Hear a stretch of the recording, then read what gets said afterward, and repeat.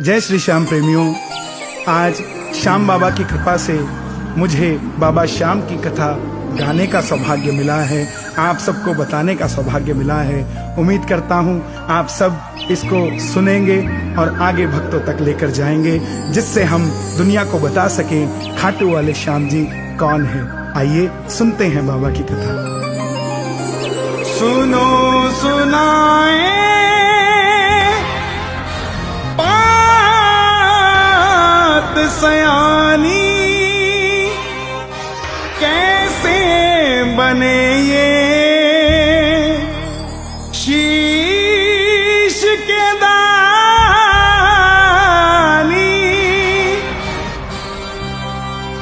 क्यों दिया था ये शीश दान में, क्यों कहलाए अमर वरदानी।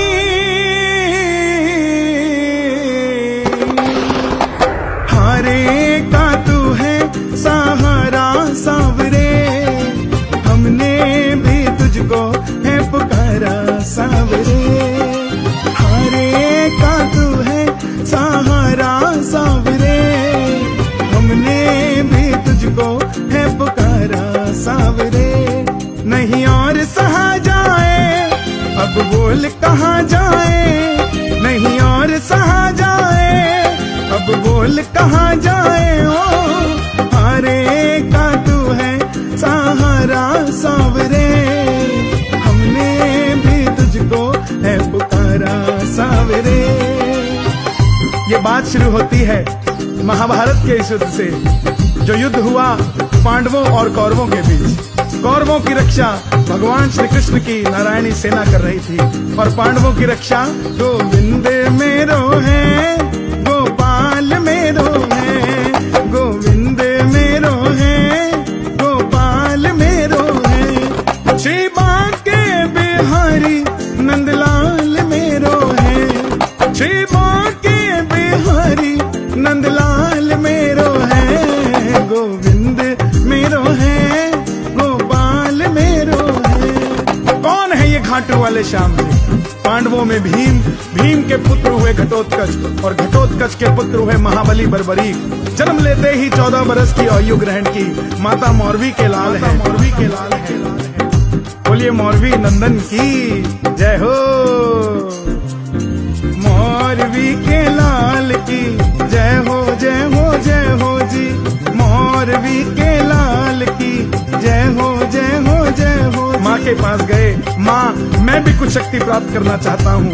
माँ ने माँ दुर्गा की तपस्या करने के लिए कहा, और माँ दुर्गा की तपस्या से 3 बाण ऐसे प्राप्त किए जिससे तीनों लोकों पर विजय पा सकते थे। इसीलिए आप और हम जयकार भी लगाते हैं। बोलिए 3 बाण धारी की जय। 3 बाण धारी महिमा अति भारी, 3 बाण धारी महिमा अति भारी। यो खाटू वालो सावरियो, खाटू वालो सावरियो, भगतारो बालन हारी। 3 बाण धारी महिमा अति भारी, 3 बाण धारी महिमा अति भारी। जब इंसान के पास धन आता है तो उसको खर्चने का मन आता है, और जब शक्ति आती है तो उसका उपयोग करने का मन आता है। बर्बरीक के भी मन में आया कि इस शक्ति का उपयोग करना चाहिए।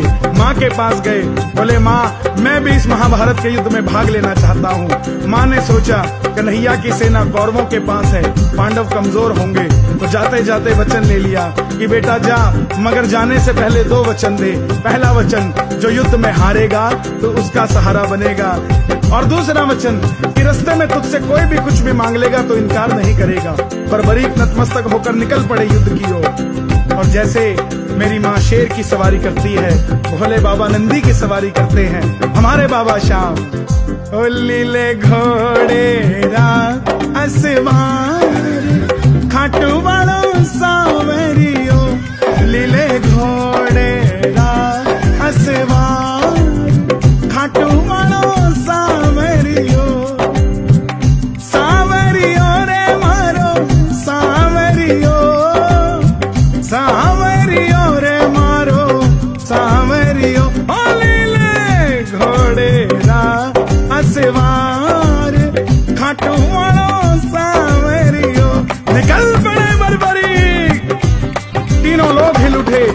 दिशाएं हिल उठी। ये कौन आया? बर्बरीक नीले घोड़े पर सवार होकर महाभारत के युद्ध की ओर जाते हुए। भीम ने देखा, युधिष्ठिर ने देखा, दुर्योधन ने देखा, किसी को कुछ समझ नहीं आया। तब अर्जुन ने अपने सारथी भगवान श्री कृष्ण से कहा, माधव जाओ देख कर आओ, ये कौन आया है? ये लड़ेगा तो बाद में, इसको देखकर ऐसा लग रहा है जैसे मैं युद्ध हार जाऊंगा। तब भगवान श्री कृष्ण ब्राह्मण का रूप धारण कर गए और बोले, बर्बरीक कहाँ जाते हो? तब बर्बरीक बोले, प्रभु मैं इस युद्ध में भाग लेने जा रहा हूँ। भगवान ने कहा, ऐसी कौन सी शक्ति है तेरे पास जो इतने बड़े बड़े महायोद्धाओं के बीच में लड़ने जा रहा है? तब बर्बरीक बोले, प्रभु मेरे तरकश में जो 3 बाण हैं, इनमें से एक बाण ही बहुत है आपके इस महाभारत के युद्ध का निर्णय करने के लिए। भगवान श्री कृष्ण बोले, बातें करनी आसान है, साबित कर दिखाओ। सामने पीपल का पेड़ था, बर्बरीक ने चढ़ाया प्रत्यंचा बाण और एक ही बाण से पूरे पेड़ के पत्ते भेज दिए। एक पत्ता ब्राह्मण देवता ने अपने पांव के नीचे दबा लिया। आखिर में वो बाण ब्राह्मण के पांव के ऊपर घूमने लगा।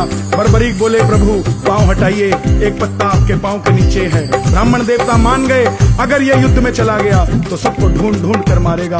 बोले, बर्बरीक किसका साथ दोगे? बर्बरीक बोले, प्रभु मैं अपनी माँ को वचन देकर आया हूँ, युद्ध में जो हारेगा मैं उसका सहारा बनूंगा। ब्राह्मण देवता बोले, हे बर्बरीक ये कैसा वचन दे दिया? अगर तू पांडवों की तरफ हुआ तो कौरव हारने लग जाएंगे और कौरवों की तरफ हुआ तो पांडव हारने लग जाएंगे। इससे तो युद्ध का निर्णय नहीं होगा। बर्बरीक नतमस्तक होकर बैठ गए। बोले, प्रभु मेरा मार्गदर्शन कीजिए। तब ब्राह्मण देवता बोले, हे बर्बरीक कलयुग में इस धरती के कल्याण हेतु एक शीश का दान चाहिए, और वो शीश का दान किन्हीं 3 महाबलियों में से किसी एक का हो सकता है, या तो भगवान श्री कृष्ण का, या अर्जुन का, या बर्बरीक तुम्हारा। कन्हैया की बलि नहीं ले सकता क्योंकि उसने युद्ध रचना है, अर्जुन की बलि नहीं ले सकता क्योंकि उसने युद्ध खेलना है। तो बच्चे तुम अपने शीश का दान दो और कलयुग में इस धरती का कल्याण करो। बर्बरीक ने बात सुनते ही तलवार निकाल ली, मगर कहा, प्रभु जो शीश का दान मांग सकता है वो साधारण ब्राह्मण नहीं हो सकता।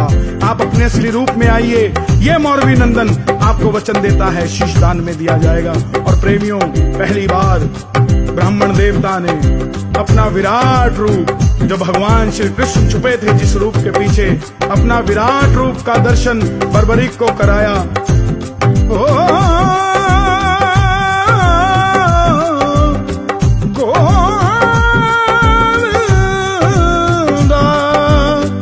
गोपाला।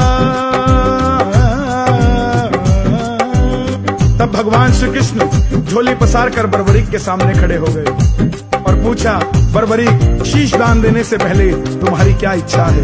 बर्बरीक बोले, प्रभु युद्ध में लड़ने आया था, योद्धा हूँ, लड़ नहीं पाया, युद्ध को देखने की इच्छा रखता हूँ।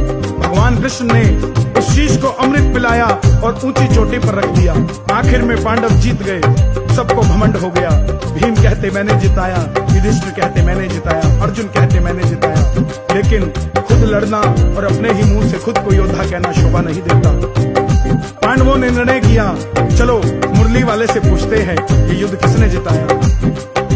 चलो चले मुरली वाले के पास, चलो चले मुरली वाले के पास, जाकर करेंगे उनको अरदास। चलो चले मुरली वाले के पास, चलो चले सभी पांडव गए। बोले, हे मुरलीधर, हे महाभारत के महानायक, बताइए ये युद्ध किसने जिताया? युधिष्ठिर ने, भीम ने, अर्जुन ने, नकुल ने, सहदेव ने, किसके कारण हम ये युद्ध जीते? तब भगवान श्री कृष्ण बोले, हे पांडवों, मैं तो पूरे युद्ध में तुम्हारा रथ चला रहा था, मुझे क्या मालूम किसने युद्ध जिताया, मगर हाँ कोई है जो इस बात का निर्णय कर सकता है, और वो बर्बरीक है, बर्बरीक है। चलो चले उस शीश के पास, जाकर करेंगे उसको अरदास। सब गए। बोले, हे बर्बरीक, बताओ तुमने युद्ध में क्या देखा? बर्बरीक ने सबको नमन किया और बर्बरीक के शीश से आवाज आई, हे पांडवों, किस चीज का घमंड करते हो? मुझे पूरे युद्ध में सिर्फ और सिर्फ भगवान श्री कृष्ण का सुदर्शन चक्र चलता दिखाई दिया और कुछ नजर नहीं आया। युद्ध में मारने वाले भी कन्हैया थे और मरने वाले भी कन्हैया थे। अर्जुन, तुम्हारे रथ पर भगवान श्री कृष्ण पूरी धरती का भार लेकर बैठे थे और कर्ण के रथ पर अकेला कर्ण था। तुम बाण चलाते थे तो उसका रथ 2 कदम पीछे जाता था, वो बाण चलाता था तो भी तुम्हारा रथ 2 कदम पीछे जाता था। अब तुम खुद निर्णय कर लो, शक्तिशाली कौन था? तुम्हारी विजय इसलिए हुई क्योंकि तुम्हारे पलड़े में गोविंद मेरो है, गोपाल मेरो है, गोविंद मेरो है, गोपाल मेरो है। भगवान श्री कृष्ण थे तुम्हारे पलड़े में, इसलिए तुम्हारी विजय हुई। भगवान श्री कृष्ण को बर्बरीक का ये जवाब इतना पसंद आया, वरदान दे दिया, हे बर्बरी, जो मैंने तुम्हें अमृत पान करवाया है, तुम्हारा ये शीश अमर हो चुका है।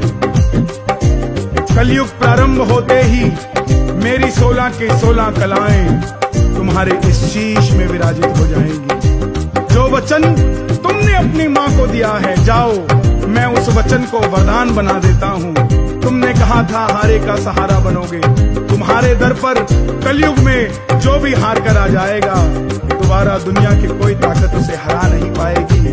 और तुमने कहा था रास्ते में तुमसे कोई भी कुछ भी मांग लेगा, तुम इनकार नहीं करोगे। जाओ, मैं ये वरदान देता हूँ, तुम्हारे दरबार में पहली बार जो भी हार कर आ जाएगा कभी खाली वापस नहीं जाएगा। और जैसे जैसे कलयुग बढ़ेगा तुम घर घर में पूजे जाओगे, हारे के सहारे खाटू वाले श्याम जी कहलाओगे। आओ प्रेमियों, गुणगान करें उन्हीं श्याम बाबा का। ये वही खाटू वाले श्याम जी हैं जो महाभारत के महानायक बर्बरीक थे। वही बाबा श्याम बनकर, लीले घोड़े के अस्वार बनकर, हारे के सहारे बनकर, लखदातार बनकर खाटू दरबार में बैठे हैं, खाटू धाम में बैठे हैं। मांगा था शीश का दान मुरली वाले ने,